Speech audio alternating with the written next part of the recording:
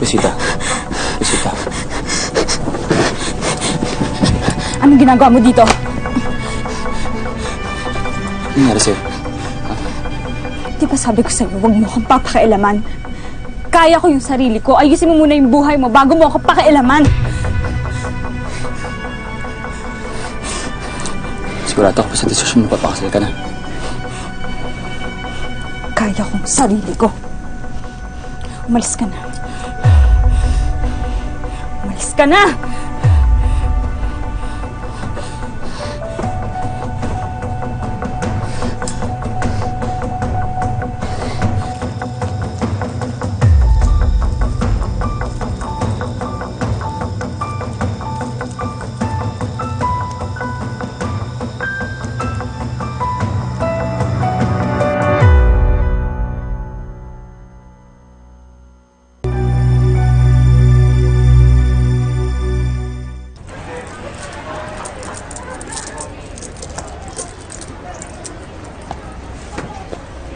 Nay, pupunta na po muna ako sa munisipyo at tanghali na po kasi mag-aayos pa po kami ni Paul ng papeles. Sige po, ulan po. Parang nakakita ng multo.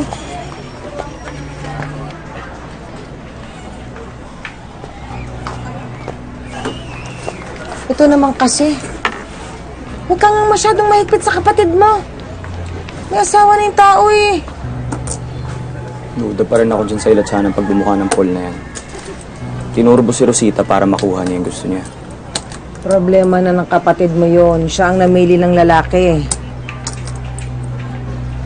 Oy, salamat na rin. Kahit na loko-loko ka, gago ka, eh nakikita ko naman na inaalagaan mo yung kapatid mo.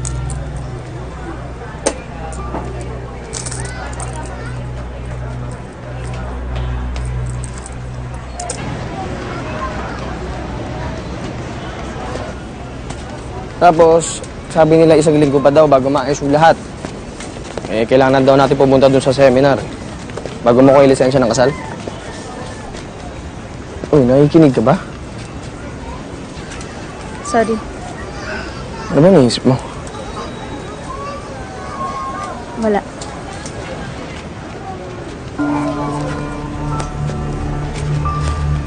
Sita. Huwag ka naman masyadong namumroblema. Mamaya makasama yan sa bata. Sige ka, lalabas na madaming daliri. Huwag ka naman ganyan. So naman, siyempre iniisip ko lang kung ano yung best para kay Bibi, di ba?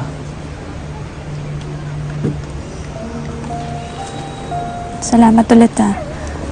Hindi mo ako iniwan.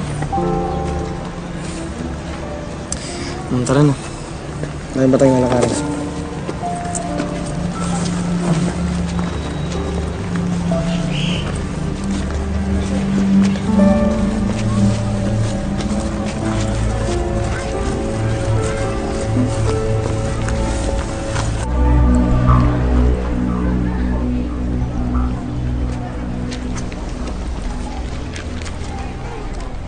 Malis ka nga dyan.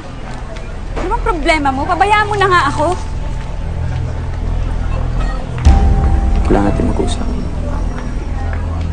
Wala tayong dapat pag-usapan.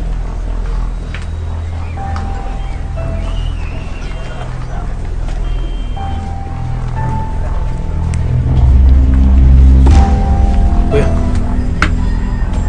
may problema ba?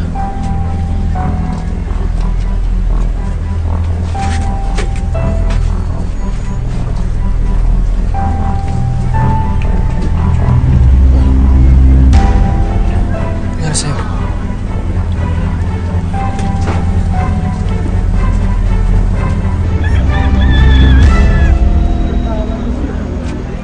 Dali mo yan kay Irma tapos maningil ka. Sabi mo, ang lakas-lakas ng barbecue nila sa gabi, hindi nagbabayad. Ha?